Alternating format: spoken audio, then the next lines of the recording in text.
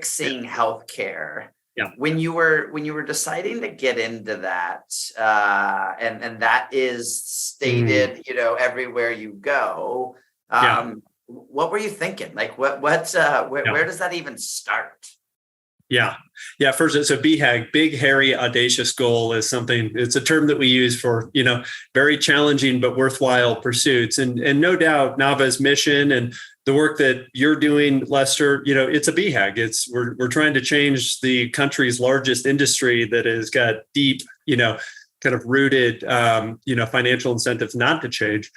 I think that, so like the backstory on, this is one of the big questions that we like to answer really early in our conversations with employers. Like, what the hell does a benefits broker have to do with fixing healthcare? Like they don't get it. And what we saw in, pulling the thread, I spent about 2 years just talking to stakeholders in the healthcare industry, from doctors to patients to insurance carriers to health systems, to HR teams. And what we realized was that when you zoom into employer-sponsored healthcare, which is a really big slice of kind of healthcare, it's 155 million Americans, roughly 53% of all Americans getting their healthcare through an employer. And you start to talk to the buyers of that healthcare, which are typically executive teams, HR teams, and CFOs. And then you ask them just how do they make their decisions? We asked the question, hey, how do you buy the healthcare for your employees? Literally hundreds of times to employers all across the country of every size. Most of the answers started with, well, I work with a guy named Lester, or I work with MMA, or I work with my broker. They kind of guide me through that process. And and the more that we pulled on that thread, the more it became clear that, especially as you move down market out of the Fortune 1000 into the 300 life manufacturing company in Spokane, Washington, or the casino in Southern California, they are truly reliant on their benefits partner as their guide to help the HR team decide what types of benefits they should offer. So that's like the big B benefit bucket, and then decide how do you design that plan, right? That is a big mandate, and a lot of trust being put into that guide. And then it got even more interesting, because as we kept pulling the thread, we're like, what happens next? Then they're like, well, I rely on my broker to educate my employees on how to use this stuff and how to choose it. Open enrollment conversations, benefits guides, follow on hard questions that come back from the team. And so it wasn't just helping employers figure out, what benefits plan we should choose and then go broker the deal and sign up the carriers. It was also move into the role of guiding employees to the right benefits plans and supporting them throughout the year. That latter one being one just like the status quo not doing a very good job at. And so we just saw this as like, that is a hugely important mandate in a part of the economy that's growing really rapidly. Benefits are getting far more complicated than they were 10 years ago before ACA. And so the remit of the benefits broker, we think, is evolving really rapidly. Like, we are being asked to do more on behalf of our HR teams.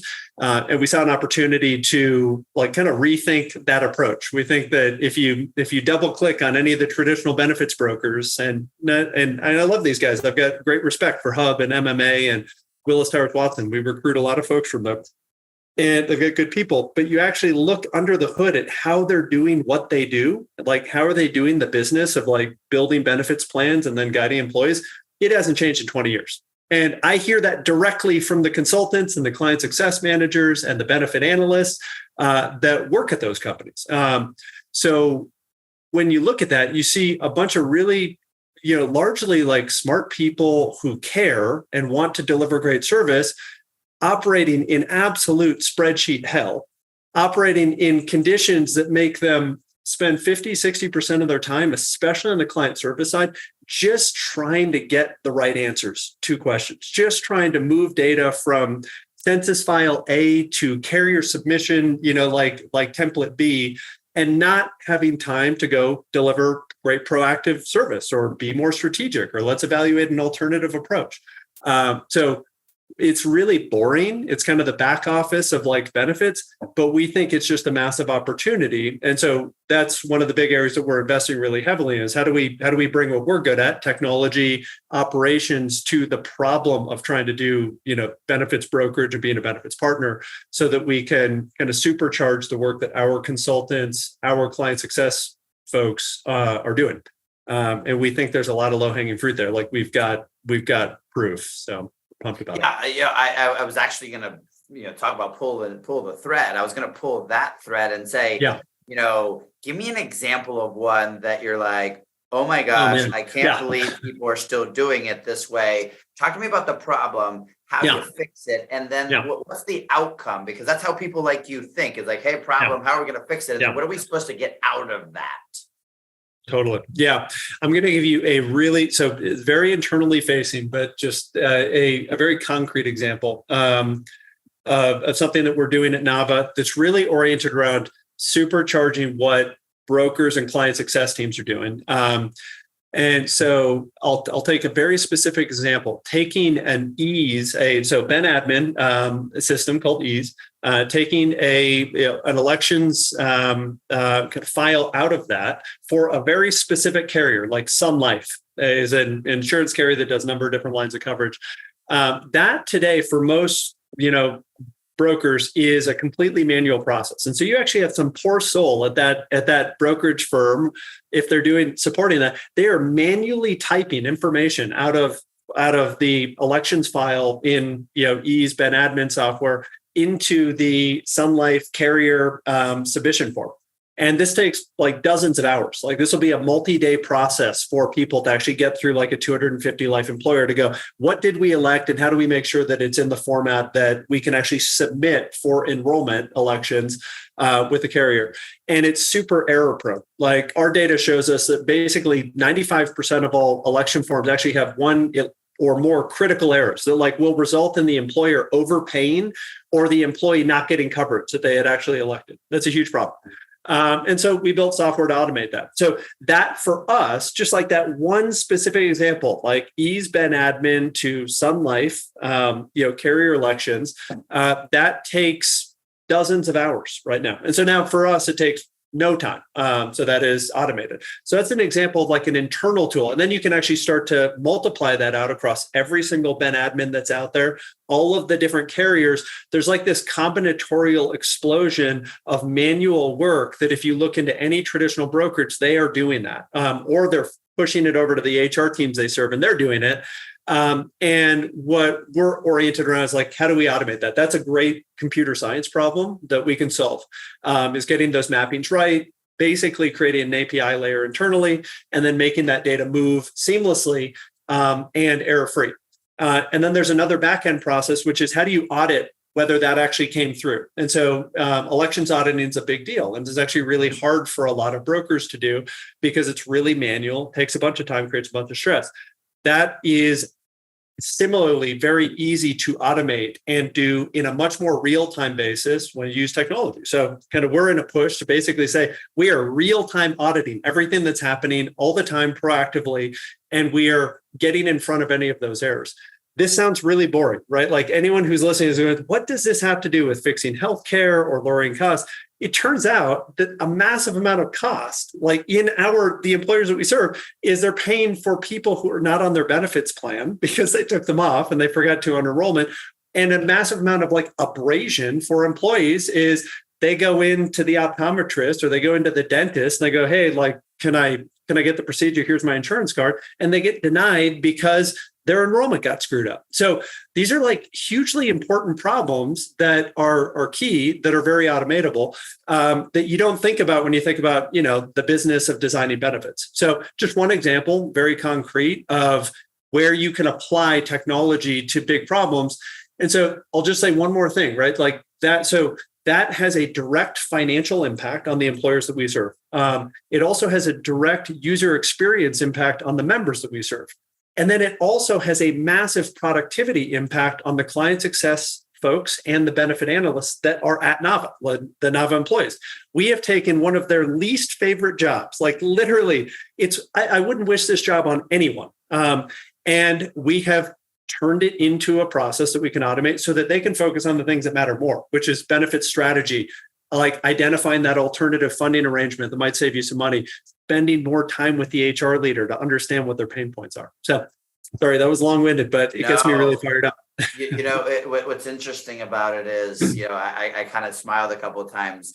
I remember, I started my career at Sun Life. I love it. And I remember asking, because back then we were, still one of a carrier that was okay with self-administered bills. So, essentially employer grabs their, who they're paying for and sends in a check, and they're doing it. And I remember asking, I'm like, that has to screw up a lot, right? And they said, well, we only care if somebody has a claim. Yeah. Right. And that's really only the case. And I'm like, okay, I'm digging through there, being a somewhat financially astute guy. And I said, well, wait a second. That means a lot of people probably aren't paying us for some people. And they said, yeah, we estimate that there's about an 8% loss in actual premium that's supposed to be there. But when we calculate the number of people we would need from a human capital perspective to actually do it, then so I look at that, I'm like, 8% on a couple $1 billion book of business is a huge number. So I can completely see what you're talking about from a massive standpoint. Yeah. It's I think that's just one example. Like, our mindset at Nava is, how do we empower the best benefits consultants, the best client success managers, the best benefit analysts to do their best work? Like, that is the key. We think that is the kind of Rosetta Stone of, what is possible here. And so a lot of it is, how do you clear out of their day work that is low value or non-value adding, so that they can focus on operating at the top of their license, if you will. And you and I talk about this all the time. You're like, if only we could spend more time like interrogating different, TPA partners, and actually really, really identifying like the great fit. If we could always spend more of our time actually analyzing claims to identify 2 to 3 opportunities to save $200,000 to $300,000 next year. So that's what we think is like a big flywheel of opportunity there. It's like, bring great people into, the Nava platform, build technology and tools to make them 10x more effective at operating at the best of their license. We get great outcomes. Like, literally, if you do nothing else, we're doing a lot more on the member experience side, if we want to get into that, in terms of leveraging technology to make the employees' lives easier. But that alone, we think, is a game-changing idea when applied over the period of like years to go build that flywheel. Right. Well, since you said it, I had 2 areas that I got 3 areas that I want to jump into that, from an outsider, I've really enjoyed about getting to know you.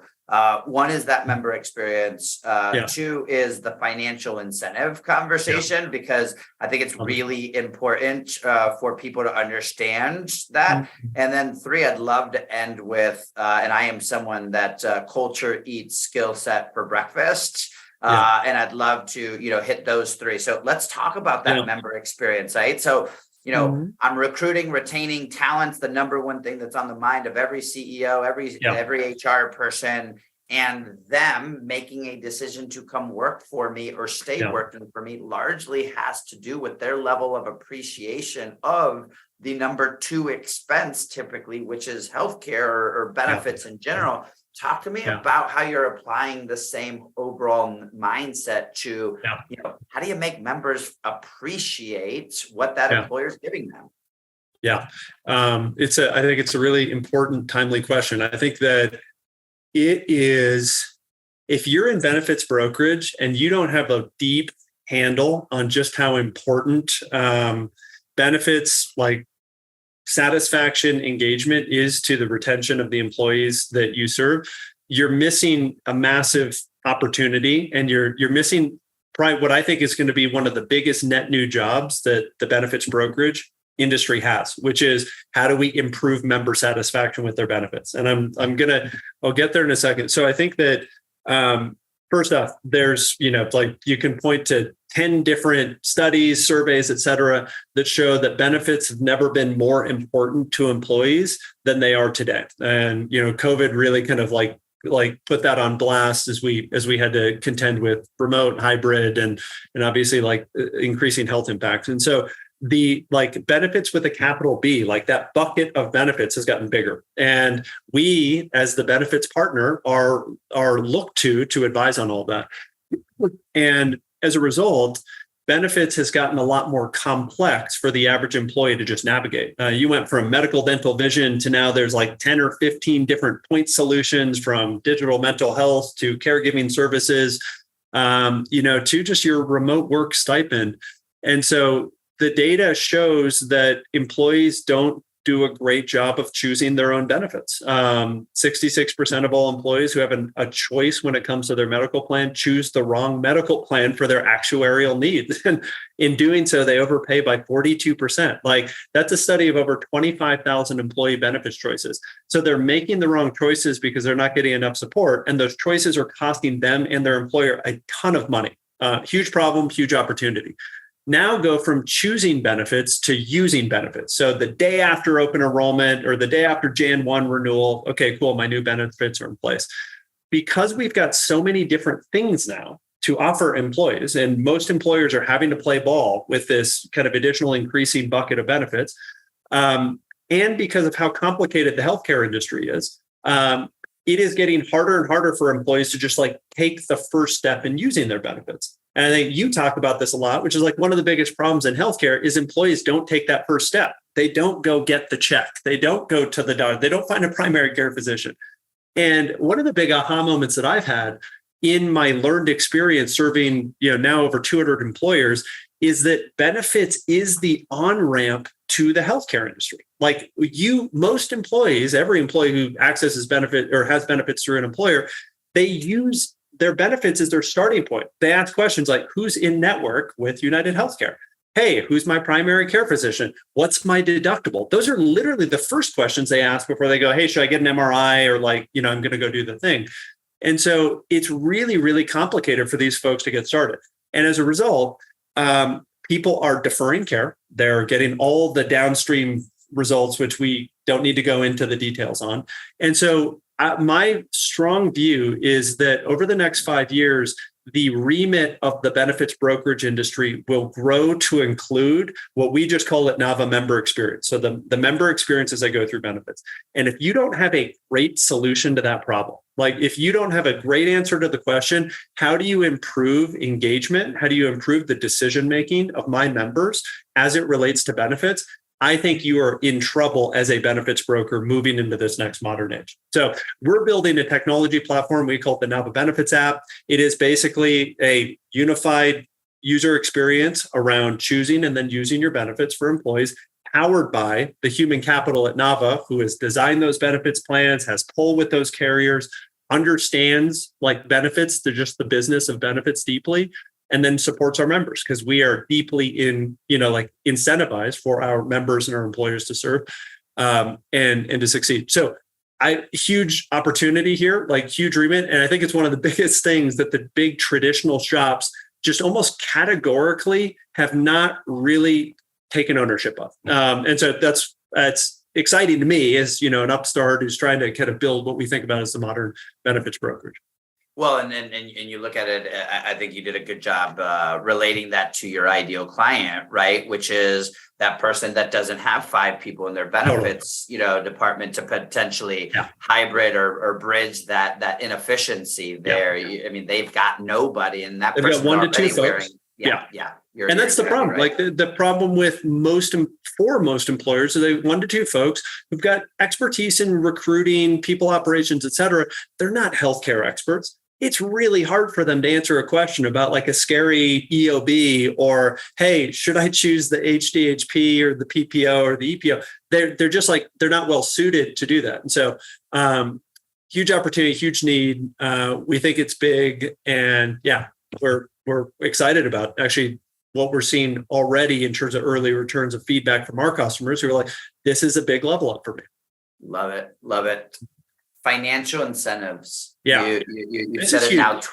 You've now said it twice. And, the word transparency comes to mind, when we saw, but when you were getting into this business, I guess it would be good to, from an outsider, what was your eyeballs popping aha out? moment? Yeah. I mean, as I started to get into, so after I was like, oh, wow, the benefits broker is maybe the most underappreciated stakeholder in this healthcare marketplace. Then I started to understand just how we get paid, right? And, what's it look like? And I come from a heavily brokered industry background. So I understand commission structures. I understand like fee structures. And what blew my mind was when I started to see the kind of 15 to 25% of benefits brokerage fees, especially at scale, are coming via these like back end bonuses, pool bonusing, things that were completely opaque to the employers that they serve.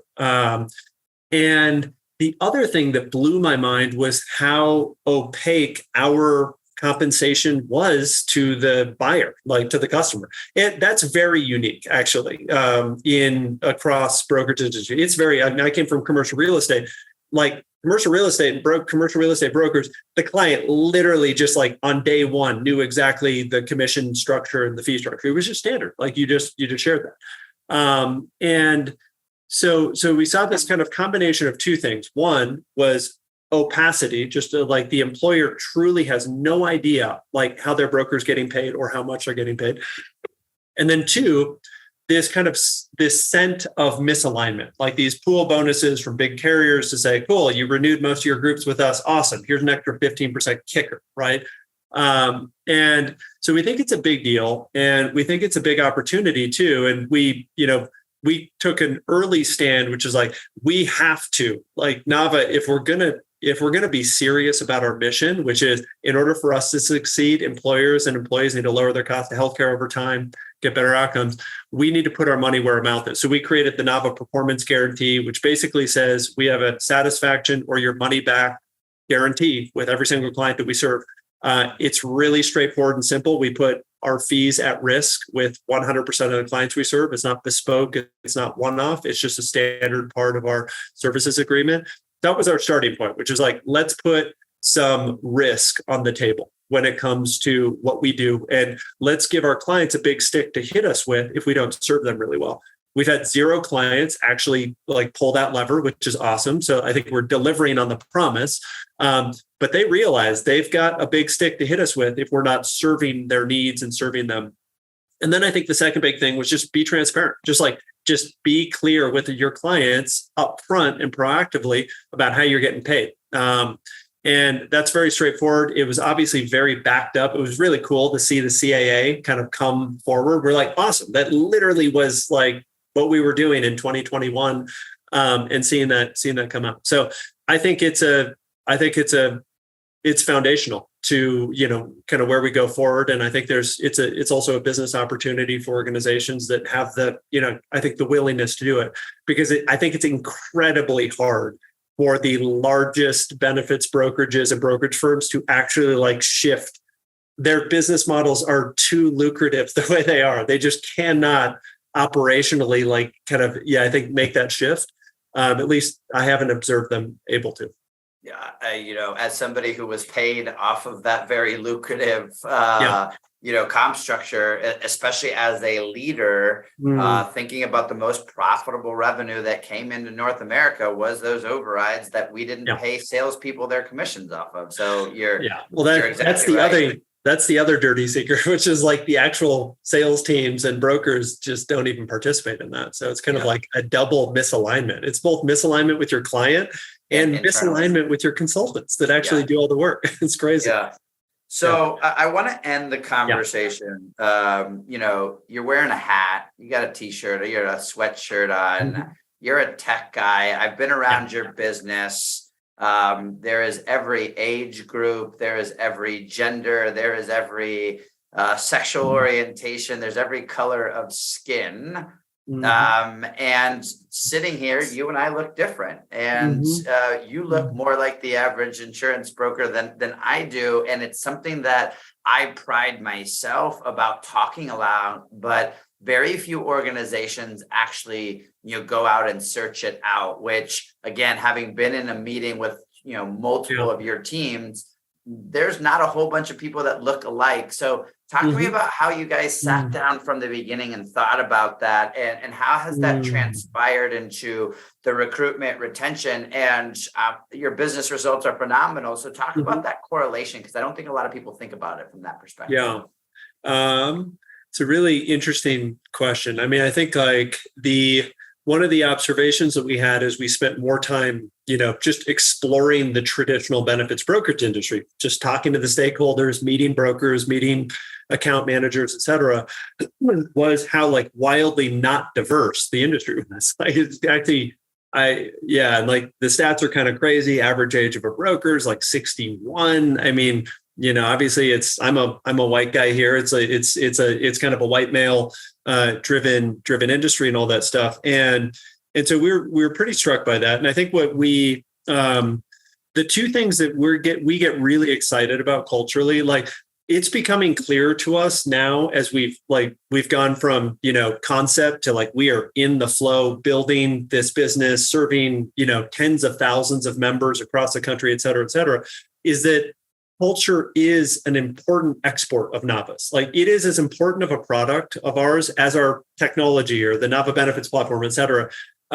Because I think that folks are not really happy with the cultures at the big PE-backed shops or the big public. It's just not, they're not aging well. There's obviously diversity is a component, but flexibility is a component. I think innovation is a component. I think people are kind of sick of doing brain damage work all the time and it taking forever for quote unquote innovation to like make its way into their day-to-day lives, at shops. And so we saw an opportunity to bring together, like a bunch of really great benefits consultants and benefits minds, and then bring together like the spirit of innovation, or I come from like startup culture. What happens if you bring those two things together, you get some magic. And then I think that the thing that you're kind of nodding toward, which is diversity, it became actually really clear to us that like diversity is incredibly important for specifically what we do as benefits brokers, because we literally are representing the healthcare needs of like this wildly diverse set of populations. I mean, like one of our newest clients are a manufacturing company in a rural marketplace. 40% of their folks are Spanish speaking only. Like we just have like all of this a lot of folks who are like much older than the average, like the average kind of Navanat. And so we were like, we need to look a lot more like the kind of diversity or the patchwork quilt of the population that we serve, so that we can kind of bring that empathy, ideas, just support into our work. And so that kind of led to this other BHAG where like Nava is going to be the most diverse benefits brokerage in the industry, period. And because we think that is a strategic advantage to us and our ability to serve the populations that we serve and make headway against our mission. And so we've done that. Like we're just actively working really, really hard to support veterans coming to Nava, to support parents with a kid coming to Nava, to support underrepresented racial groups coming to Nava, et cetera, et cetera. And by no means are we like there, have we solved the problem, but we already, I think, are a far more diverse organization than your typical traditional brokerage firm. And it makes work more fun. It brings a much wider like base of ideas to the set of problems. Lots of just like obvious tailwinds and stuff like that. And so we're pumped about it. We're going to continue leaning into that. And hopefully that flywheel continues to spin faster as people see that. And we start to get that brand out into the market. And they're like, oh, this is a place for me. Like I want to be there. I'll just say one more thing. The other really interesting thing about that is I would say that benefits brokerage is the most amazingly cool industry to work in that is the least interesting on the surface, right? I'm like, so one of the big kind of side effects of like us trying to build this diversity is we get to attract talent from McKinsey, from Amazon, from PricewaterhouseCoopers, from, all these different industries who are like, I never would have thought benefits brokerage is any interesting or cool at all. But you guys are kind of showing me that it is. Like you guys literally are at the driver's seat of like helping people choose better healthcare. So it gets me super fired up. So all that feel is kind of like how I think about culture and diversity. I mean, there's 900 questions and things that we could dive into. But, Yeah. I just want to, as somebody who, again, I've spent my entire career in this, I've never seen anything else. I just, Yeah, I on love behalf of the industry, say thank you, because, I think it takes a lot of courage to drop a flag in a very old, good old boy, started in London, underwrote the Titanic, kind of, Yeah. mindset. And so I love it. And so I'm imagining, Brandon, that there are advisors, there's brokers, there's account managers, there's client success people, there's all those people that are saying, that sounds like a place that I might want to hang my hat. And I got to imagine that there are employers, especially chief diversity officers and chief people officers, that are looking at it saying, I've been asking, for this. If somebody wanted to learn more about NAVA, hear more about the NAVA story, follow up with you, where might they do that? Where do they keep in tabs? Yeah, totally. Well, we are growing across every facet of the business. So you and I talked about this a lot. We're looking for just mission aligned people across the business of benefits, from advisors to client success folks. I would say get in touch with me directly. I'm super accessible on LinkedIn or Brandon at navabenefits.com. You can check out our website at navabenefits.com. And one interesting thing for HR folks is we've started a Slack community for HR leaders. So it's basically just a community for HR teams and HR leaders that resonate with what we are talking about, both in terms of innovation and benefits design, and how do you make the kind of the business benefits easier. You can find that on our website or just shoot me a note. What's really neat about it is it's moderated by some of the most amazing benefits minds in the industry. Head of total rewards at Delta Airlines, like head of HR at Slack, head of total rewards at Airbnb. They are in that community providing like real-time one-to-one feedback and advice for the head of HR at that 300-person manufacturing company. And so that's just something you can't get anywhere else. Like that connection of like thought leadership with folks who are on the ground trying to be like small but mighty HR teams. So sorry about the long-winded thing, but I'm really passionate about it. I think this HR community is something that's really special, and that's a neat way to kind of get into the fold without having to make too much of a commitment.